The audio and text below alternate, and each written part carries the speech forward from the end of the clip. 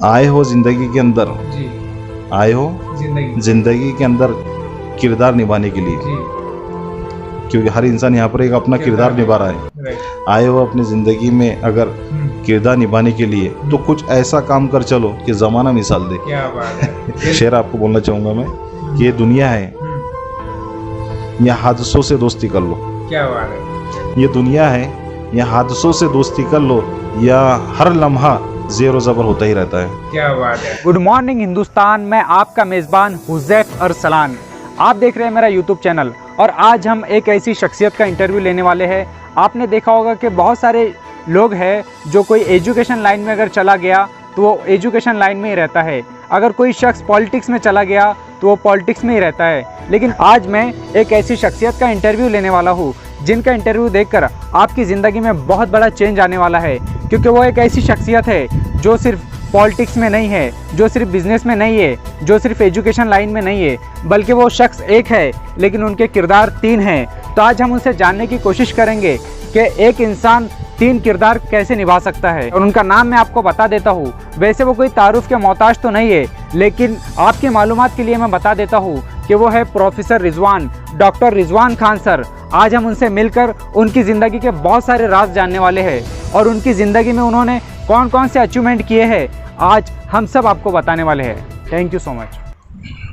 अच्छा देखिए सर, अभी मैं आपके सामने जो है तो कुछ रैपिड फायर के क्वेश्चंस करता हूँ, तो आपको विद इन अ मिनट इसका आंसर देना है कि हिंदुस्तान का जो कैपिटल है वो क्या है अभी फ़िलहाल? दिल्ली। Very good.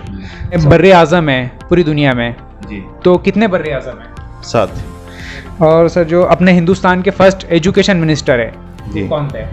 मौलाना अबुल कलाम आज़ाद। हिंदुस्तान का जो है तो सबसे बड़ा शहर कौन सा है? मुंबई, कोलकाता, दिल्ली या मद्रास? मुंबई जी। और सर हिंदुस्तान की जो है तो सबसे बड़ी नदी कौन सी है, लंबी नदी कौन सी है, जिसमें गंगा है, जमुना है, ब्रह्मपुत्र है और कोसा है? गंगा है मेरे शायद, गंगा के साथ में एक पर्सनैलिटी का नाम लेता हूँ, उन पे आपको एक लाइन बताना है। नरेंद्र मोदी। नरेंद्र मोदी साहब की मुझे एक बात बहुत अच्छी लगती है कि उनका जो समझाने का जो तरीका है जी। जो वो भाषण करते हैं और जो लोगों को पूरे एक तरफ अट्रैक्ट कर लेते हैं, तो वो एक उनके पास में बहुत बड़ी विल पावर है। अच्छा। जी, कि वो एक लोगों को जो भाषण करते हैं तो वो पूरा इन्वायरमेंट को अपने तरफ खींच लेते हैं, तो एक बहुत बड़ी काबिलियत उनके अंदर भगवान ने दी है। और सर राहुल गांधी। राहुल गांधी साहब की जो बात है तो वो सच्चाई वाली बात करते हैं। अच्छा। जी, उनकी जो बात है तो उसके अंदर दोहराई नहीं होती, हाँ। जो उनके दिल में बात है वो जबान पे रखते हो। अच्छा। और जो बात उनको सही लगती है वही बात सामने करते हो। अच्छा। सच्चाई वाली बात, अच्छाई वाली बात रखते हैं, तो वो एक फ्रेश राजनेता मेरे नजर। शरद पवार जी। शरद पवार साहब की जो खासियत है तो उसको हम ये बता सकते हैं कि उनका जो राजनीतिक का जो दायरा है वो बहुत बड़ा है। अच्छा। और उनको समझना नामुमकिन है। अच्छा। ये सबसे बड़ी बात है कि वो जो बोलते हैं वो कभी वो नहीं करते। अच्छा। जी, राजनीति के अंदर उनके पास में एक अलग ही उनकी काबिलियत है। हाँ, उनके पास में एक करने का तरीका अलग है। अच्छा। और वही उनकी सबसे बड़ी काबिलियत है। अच्छा। हाँ, और वो सब लोगों को मनवा सकते हैं। अच्छा। उनके अंदर एक बहुत बड़ी काबिलियत है कि वो जब जहाँ पर भी कोई अगर मसला आता है, क्रिएट होता है, तो उसको किस तरह से सॉल्व करना। हाँ। एक बहुत बड़ी बात है। जैसे आपने देखे होंगे शिवसेना, राष्ट्रवादी और कांग्रेस कभी एक सत्ता में आ सकते थे कि उन्होंने एक लाइन में खड़ा कर दिया सभी को। ये बहुत बड़ी बात है। तो उनके पास में एक बहुत बड़ी ताकत है कि वो किसको भी किस तरह से भी ढाल सकते हैं। अच्छा। और एक अपना बना सकते हैं। बिल्कुल। ये सर अभी देखिए नवाब मलिक के साथ में जो चल रहा है देश में कंट्रोवर्सी, उस पर क्या कहना चाहिए? देखिए, माननीय नवाब मलिक साहब जो है तो हमारे सबके नेता हैं, राष्ट्रवादी कांग्रेस पार्टी के, और मुस्लिम समाज का एक बहुत बड़ा चेहरा है। और उनके साथ में जो हुआ है तो मैं उसके अंदर खुले अल्फाज के अंदर आपको बोलना चाहूँगा कि बीजेपी सरकार जो है अच्छा। तो दोष के वाहनों से काम कर रही है, बदला लेने के वाहनों से। जी, तो जैसा कि आपने बीच में देखे हुए हैं कि जो वानखेड़े का जो समीर वानखेड़े का जो प्रकरण चला, और साहब ने जो बिल्कुल सामने आकर जिस तरह से उसको विरोध किए। हाँ, और उसके साथ साथ जो उत्तर प्रदेश का जो इलेक्शन शुरू था, यूपी का, बहुत बड़ा इंपॉर्टेंट इलेक्शंस था, तो साहब ने उसके अंदर भी पार्टिसिपेट किए। अच्छा। जी, मैंने देखा हूँ बहुत बड़े बड़े रैलियाँ किए साहब ने वहाँ जाकर, और पूरे इंडिया के अंदर एक नाम उनका छावा था, माननीय नवाब मलिक साहब का। तो उनको कहीं ना कहीं ब्रेक लगाने का काम अच्छा, उनको कहीं ना कहीं रोकने की कोशिश जो है तो बीजेपी सरकार की तरफ से की गई है। और बीजेपी की जो सरकार है तो बदले की भावना से काम कर रही है देश के अंदर। अच्छा। और ये जो आज का लिए हमारे सबके लिए हानिकारक है। संविधान इस बात की गवाही नहीं देता है कि अगर कोई, ठीक है विरोधी पार्टियां तो हर जगह पर है, रहने वाली है, ठीक है, लेकिन इससे पहले कभी हिंदुस्तान के अंदर इस तरह से आपने कभी राजनीति नहीं देखेंगे कि आपको ये स्टेटमेंट दे रहे हैं, आप कुछ काम कर रहे हैं तो आपको डायरेक्ट आपके पीछे ईडी लगा दी जा रही है या नारकोटिक्स ब्यूरो की तरफ से लगाया जा रहा है, आपको कहीं ना कहीं वहाँ पर डैमेज किया जा रहा है। अच्छा। आवाज़ दबाने का काम यहाँ पर हो रहा है हमारे देश के अंदर, और ये हम सबके लिए बेहतर नहीं है। माननीय नवाब मलिक साहब हमारे नेता हैं और आगे भी हमारे नेता ही रहेंगे, और मुझे पूरा यकीन है देश की न्याय व्यवस्था के ऊपर कि बहुत जल्दी साहब जो कुछ भी उनके ऊपर आरोप लगाए गए हैं वो न्यायालयीन प्रक्रिया है, मैं उसके ऊपर बात नहीं करना चाहूँगा, लेकिन साहब उसके अंदर से पूरी तरह से नील होकर बरकरार होकर बाहर निकलेंगे और हम सब के बीच में आकर वो पार्टी का भी नेतृत्व करेंगे और हमारे समाज का भी नेतृत्व करेंगे। सर देखिए, अभी जो राज ठाकरे ने जो कुछ भी एक्शन लेने की कोशिश की है लाउड स्पीकर को लेके, जो कुछ उनकी मानसिकता है, तो उस पर क्या कहना चाहोगे? देखिए, माननीय राज ठाकरे साहब के जो राजनीति के जो दायरा है आपने देखे होंगे इससे पहले कि साहब ने जो है तो एक स्पष्ट भूमिका कभी नहीं रखी अपनी। अच्छा। जी, पहले भी जो थे तो पहले बीजेपी के ऊपर वार हुए। हाँ। आपने देखे होंगे बीच में जो सभाएं उनकी चली, लाहौरते वीडियो, वो एक शब्द एक उनका एक जो विरुद्ध वाक्य था, तो इतना ज़्यादा वो चला उसके अंदर। लेकिन आज जो उनकी भूमिका है कि भोंगे के ताल्लुक से, तो मैं आपको एक बात बताना चाहूँगा कि माननीय सर्वोच्च न्यायालय ने जो कुछ भी निर्देश दिए हैं वो निर्देश का अगर उल्लंघन कोई भी समाज करता है, कोई भी समाज हो, अगर उल्लंघन करता है तो उस पर कार्रवाई होना चाहिए, क्योंकि हमारे देश की न्याय व्यवस्था है, इसके ऊपर इसके अंदर तो कोई दोहराई नहीं है। और जो कुछ भी बात बताई जा रही है कि उसके ऊपर पॉल्यूशन जो है, वॉइस पॉल्यूशन जो है तो सिर्फ अजान की आवाज़ से ही नहीं होता है, ऐसे बहुत सी चीज़ें आप देखेंगे। उसके बाद हॉर्न भी आजकल ऐसे लगाए हुए हैं बिल्कुल कि इंसान को बिल्कुल कानों के वो उंगली लगाना पड़ती है। डीजे ऐसे शादियों के अंदर डीजे बजाए जाते हैं कि 2-3 मरतबा तो मैंने न्यूज़ में पढ़ा था कि कई लोगों को अटैक आ गया उसकी वजह से। जी, तो ऐसे बहुत सी चीज़ें अगर आप देखेंगे तो सिर्फ एक ही मुद्दा है, उसके ऊपर अगर आप फोकस करेंगे तो वो बात नहीं होने वाली है। ये सिर्फ जो है तो दो समाज को अलग करने का काम माननीय राज ठाकरे साहब कर रहे हैं, और ये जो है तो बिल्कुल सरासरी गलत है। हाँ, इसके अंदर फिर जो है तो फिर सभी धर्म के लोगों के है आस्था, ये है मंदिर है उसके ऊपर भी भोंगे, मस्जिद है उसके ऊपर भी भोंगे, चर्च के ऊपर भी भोंगा है, हर जगह पर है। जो भी प्रार्थना करते हैं लोग तो वो वहाँ पर रहती है, और प्रार्थना जो है तो थोड़े वक्त के लिए होती है। हाँ, अगर इसके अंदर अगर जो माननीय सर्वोच्च न्यायालय ने जो निर्देश दिया है कि शाम में 10 बजे से सुबह के 6 बजे तक की वॉइस पॉल्यूशन नहीं होना चाहिए, उसके बीच में अगर जो भी डेसिबल जो ठहरा के दिया गया है वो डेसिबल के ऊपर अगर होते हैं तो उनके ऊपर कार्रवाई होना बहुत ज़रूरी है। उसके अंदर मैं भी समर्थन करता हूँ, लेकिन सिर्फ आपकी राजनीति के लिए अगर आप ऐसे मुद्दों का अगर सामने लेके आ रहे हैं तो ये सरासर गलत है। जी, जो असदुद्दीन ओवैसी है उनकी राजनीति के ऊपर आप क्या कहना चाहोगे?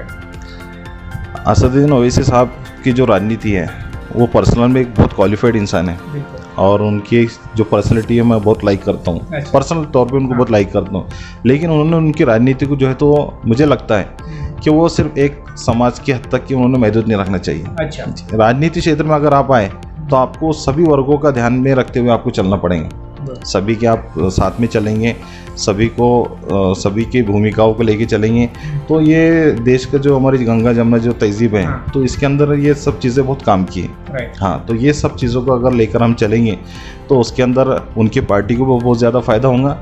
और जो बातें वो जो बात करते हैं संविधान की ताल्लुक से, डॉक्टर बाबा साहब अम्बेडकर के जो विचारों को जो बात हमेशा रखते हैं, तो वो बातें मुझे बहुत पसंद आती हैं उनकी। और जो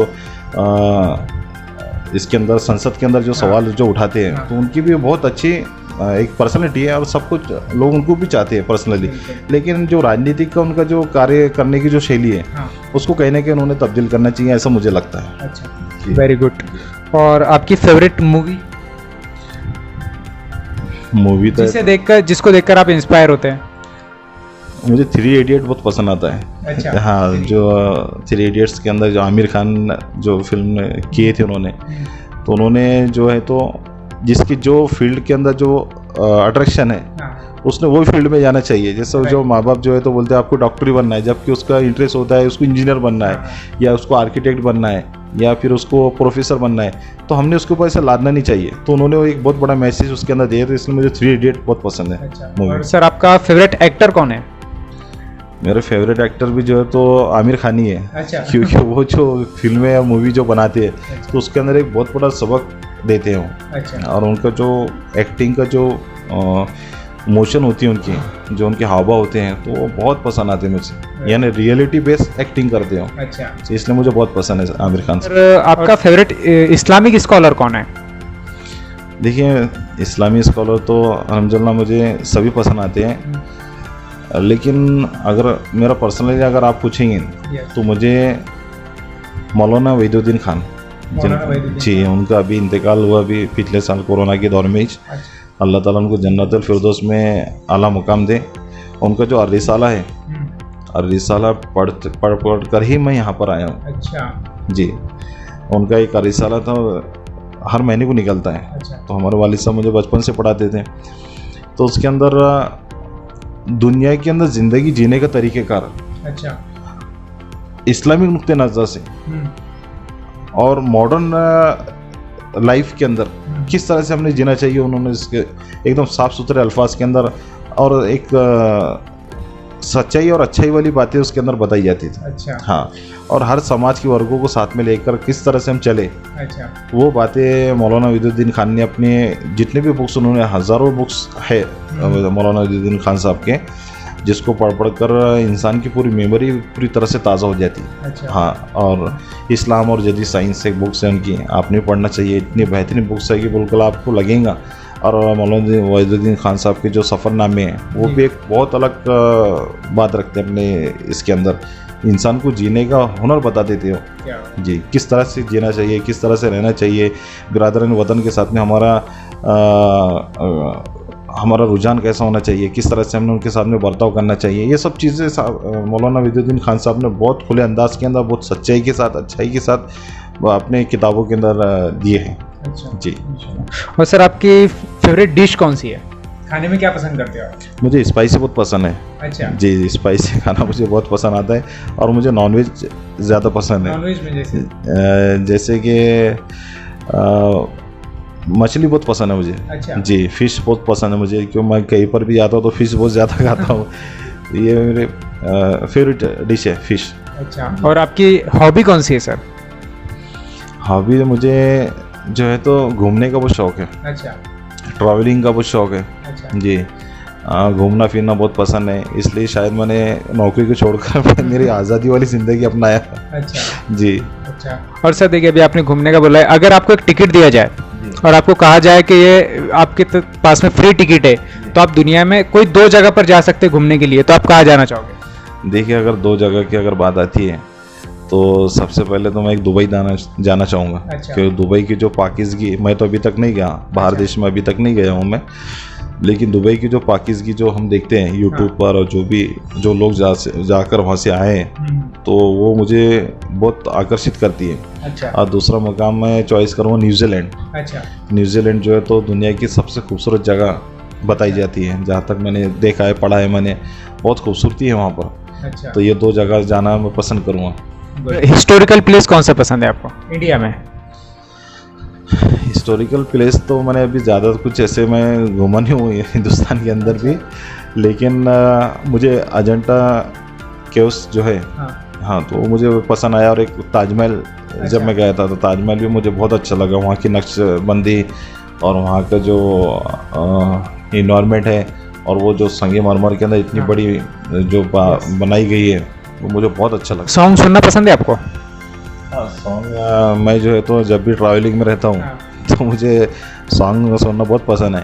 कि जो भी माइंड अपना जो बिजनेस के तौर पे अगर थोड़ा ये हो जाता है तो एक उसकी वजह से एक माइंड जो है तो रिलैक्स मूड में जाता है, इसलिए मैं सॉन्ग सुनना पसंद करता हूँ। जी। अच्छा सर, देखिए अब ये एक मैं आपको क्वेश्चन पूछता हूँ कि आपकी फैमिली के अलावा, आपको मैं कुछ सेकंड का टाइम देता हूँ, ठीक है? आपकी फैमिली के अलावा ऐसे 5 लोगों का नाम बताइए जो आपके सबसे ज़्यादा करीबी है। देखो, अब ये तो बहुत मुश्किल काम है कि मैं 5 लोग बताओ करके, लेकिन मेरे मेरे जो नज़दीक जो है तो सभी लोग हैं, मेरे कलीग्स, बहुत बड़ा मेरा ग्रुप है। अच्छा। मैं अगर 5 लोगों का नाम लूँगा तो सब नाराज़ हो जाएंगे लेकिन जो मेरा फ्रेंड सर्कल है, जो मेरे ग्रुप के जो बिजनेस ग्रुप है, हाँ। उसके साथ साथ जो मेरा राजनीतिक क्षेत्र के जो ग्रुप है, हाँ। तो ये सब लोग मुझे बहुत पसंद करते हैं। और मेरे साथ ही किसी, आपको एक बात और बताना चाहूँगा कि मैं इतने 3-4 फील्डों के अंदर काम करता हूँ, हाँ। लेकिन मेरे पर्सनली किसी के साथ में कोई दुश्मनी नहीं है। अच्छा। ना मैंने कभी निभाया है। अगर किसी की बात का अगर मुझे ख़राब बुरी लगती है तो मैं खामोश हो जाता हूँ। अच्छा। लेकिन मैं कभी उसका प्रत्युत्तर नहीं देता हूँ, जवाब नहीं देता हूँ। हाँ, तो अल्हम्दुलिल्लाह मेरा एक बहुत बड़ा नेटवर्क है। अच्छा। और बहुत बड़ा मेरा एक चाहने वाला वर्ग है। और अल्लाह का एहसान है कि अल्लाह ने इतने कम समय के अंदर मुझे इतने सब ज़्यादा लोगों से मेरी बात बना के रखी है। बिल्कुल। अच्छा, देखिए अभी ये सवाल का तो आपने सही तरीके से जवाब आपके हिसाब से दे दिया है, लेकिन अभी जब आप धाड़ में आए थे तो धाड़ में आने के बाद में ऐसे कोई 3 फ्रेंड का नाम बताइए आपके, जो सबसे पहले आपकी उनसे फ्रेंडशिप हुई थी, मतलब फ्रेंड सर्कल में, आपकी फैमिली, आपके कलीग्स के अलावा। जी, धाड़ में आने के बाद में तो सबसे पहले मेरा एक बचपन का दोस्त है जो हमेशा मेरे साथ में रहता है, इमरान खान करके। अच्छा। हाँ, वो उससे मेरा बहुत ज़्यादा राब्ता रहता है मेरा हमेशा, क्योंकि वो बचपन का छोटा जब था, मैं जब से यहाँ आता था वो मेरे साथ में रहता था। अच्छा। तो वो मेरा बहुत नज़दीक है। उसके बाद में यहाँ आने के बाद में हमारे आसिम भाई मिर्ज़ा। अच्छा। जो पत्रकार हैं, तो वो भी, उनका भी और मेरा बहुत एक अलग अटैचमेंट है। अच्छा। कि आने मुझे पहचानते भी नहीं थे आने के बाद में वो। हाँ। लेकिन मेरे जो कटिंग न्यूज़ आती थी तो मैंने उनको भेज देना, उन्होंने मेरे न्यूज़ लगा देना। अच्छा। तो उनसे भी एक मेरा बहुत अलग रिलेशन था। और हमारे एक विशाल गुजर सर है। अच्छा। जी, तो वो उनसे भी मेरा एक बहुत अलग रिलेशन है, जो हमारा उड़ान फाउंडेशन है मेरा बनाया हुआ है, जिसके अंदर हम बहुत अलग अलग एक्टिविटी करते हैं, सोशल वर्क करते हैं। और जो लोग अच्छा काम करे पूरे महाराष्ट्र के अंदर, तो उनको हम प्रोत्साहित करके उनको राज्य स्तरीय पुरस्कार भी देते हैं। अच्छा। तो हाँ, तो वो भी मेरे एक बहुत नज़दीक में से माने जाते हैं मेरे। अच्छा जी। चलो, एज अ गुरु, मैं आपको गुरु मानता हूँ, तो आप मुझे एज अ स्टूडेंट क्या सजेशन देना चाहोगे? देखिए, मैंने जब अपना इंटरव्यू सेशन स्टार्ट हुआ वो टाइम में मैंने आपको एक बात बताया कि मैं आपकी हर वीडियोस देखता हूँ। मेरा जो लाइफस्टाइल है बहुत बिजी है, इसके बावजूद भी मैं तुम्हारी स्टेटस या तुम भी मुझे जो पर्सनली भेजते हैं, तो तुम्हारी एक्टिविटी बहुत अच्छी है, लेकिन आपको और उसको अपग्रेड करते चलना है। क्योंकि जब आप भी फील्ड में काम करेंगे तो आपको निगेटिविटी आपके पास में आएगी। कई बार आपको ऐसा लगेगा कि यार मैं फाइनेंशियली भी मुझे कुछ ये हो रहा है, होता है ऐसे चीज़ें, इंसान को जो है तो निगेटिव करते हैं। तो उस टाइम में अपने आप को मजबूती से ठाने रखना कि नहीं, मैंने मेरा विजन सेट करके रखे हुआ है, मुझे वहाँ तक के, मेरा गोल है, मुझे वहाँ तक के जाना है। तो परेशानी आएंगी, प्रॉब्लम्स आएंगी, ये तो आने वाली है। एक शेर आपको बोलना चाहूँगा मैं कि ये दुनिया है, या हादसों से दोस्ती कर लो। क्या बात है। ये दुनिया है, या हादसों से दोस्ती कर लो, या हर लम्हा ज़ेर और ज़बर होता ही रहता है। क्या बात है। तो आप जैसे जैसे चलेंगे, कभी ज़ेर होगा, कभी ज़बर होगा। यानी ज़ेर ज़बर बोलते तो नीचे और ऊपर। हाँ, ज़बर ऊपर होता है, ज़ेर नीचे होता है, उर्दू के अल्फाज है ये। तो आप चलेंगे तो आपको हादसों से दोस्ती करना पड़ेगा। ज़िंदगी के अंदर हर मोड़ पे आपके साथ में हादसा होंगे।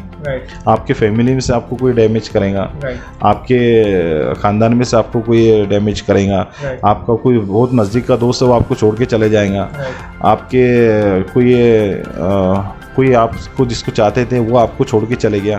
ठीक है, ये सब लाइफ में होते हैं, लेकिन इसके बावजूद में अपने आप को इत्मीनान बख्श बरकरार रखना, मुतमईन रखना, ये हमारी ज़िंदगी की सबसे बड़ी लड़ाई की जीत होती है।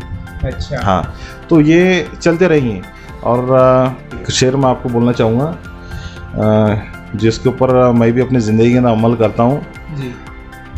आए हो ज़िंदगी के अंदर, आए हो ज़िंदगी के अंदर किरदार निभाने के लिए, क्योंकि हर इंसान यहाँ पर एक अपना किरदार निभा रहा है। आए हो अपनी ज़िंदगी में अगर किरदार निभाने के लिए, तो कुछ ऐसा काम कर चलो कि ज़माना मिसाल दे। क्या बात है। बिल्कुल। तो अपनी ज़िंदगी को ऐसा बनाओ कि हमारे जाने के बाद भी जो दुनिया है तो तुम्हारे को एक मिसाल के तौर पे आपको सामने रखे, और वो हिसाब से आपकी ज़िंदगी जो है, तो मैं समझता हूँ जो लोगों का नाम हम जाने के बाद भी आज भी याद करते हैं, जिनकी जयंती बनाते हैं, जिनका उत्सव मनाते हैं, जिनकी बरसी बनाते हैं, तो वो लोग खरे टाइप में अपनी ज़िंदगी के अंदर कामयाब है। मेरी यह मानना है। तो हम भी अपनी ज़िंदगी में ऐसा कुछ काम करें कि जिससे वजह से ज़माना हमारी मिसाल दे। तो ये मैं आपको अल्फाज बोलना चाहूँगा। बिल्कुल, चलो, थैंक यू सर। और देखिए, जब आपकी शुरुआती ज़िंदगी से लेकर तो अभी तक मतलब आप धाड़ में आए, धाड़ में आने के बाद में अल्हम्दुलिल्लाह आपने बहुत अच्छी तरक्की की है, ठीक है। तो इन सब के पीछे जो है तो राज क्या है? मतलब कुछ ऐसा रहता है ना इंसान का कि मैं मेरी इस तरीके की सोच है इसलिए मैंने ये सब कुछ किया है, तो आप कुछ जुमलों के अंदर बता दीजिए। देखिए, अब ये जितने भी जो चीज़ें जो होती है इंसान की ज़िंदगी के अंदर, तो मैं आपको सबसे इम्पोर्टेंट बात बता रहा हूँ, मैं ये निचोड़ बता रहा हूँ आपको कि 2 चीज़ें इसमें इम्पोर्टेंट रहती है। आपकी ज़िंदगी के साथ देने वाले लोग, जो रात दिन आपके करीब है, जो 24 घंटे में आपके कांटेक्ट में रहते हैं, जैसे हमारे माँ बाप और हमारी वाइफ। तो मेरे वाइफ का भी मैं यहाँ पर मैं नाम लेना चाहूँगा कि माँ बाप ने तो मेरे बचपन से लेकर तो अब तक की मेरी तरबियत पूरी की है, लेकिन मेरी शादी होने के बाद जो मेरे वाइफ ने मेरा साथ जो दिया और हर कदम पे उसने जो मेरी बात को सुन के चला, और मुझे हर प्लेटफॉर्म पे उसने कभी मुझे ब्रेक नहीं दी। जैसे कि होता है घरों के अंदर झगड़े होता है, इधर क्यों उधर क्यों, इधर टाइम नहीं दे पा रहे। मैं टाइम नहीं दे पाता घर में ज़्यादा, मेरा बहुत बड़ा मसला है क्योंकि मैं बाहर ही रहता हूँ, बहुत ज़्यादा व्यस्त रहता हूँ। इसके बावजूद भी वो हमेशा मेरे साथ में पूरी तरह से मजबूती से रहती है। मेरे जो फेवरेट डिश है वो बनाती है, मेरा काम करती है, मेरा सुनती है, तो उसका भी मेरी ज़िंदगी के अंदर एक बहुत बड़ा मुकाम है। हाँ, तो वो मेरे लिए बहुत ऐसा समझो कि मेरी एनर्जी, मेरी ताकत है। अच्छा जी जी। अभी हम सेशन को यहीं पे ख़त्म करते हैं, ठीक है। अल्लाह हाफिज़। Thank you sir, thank you.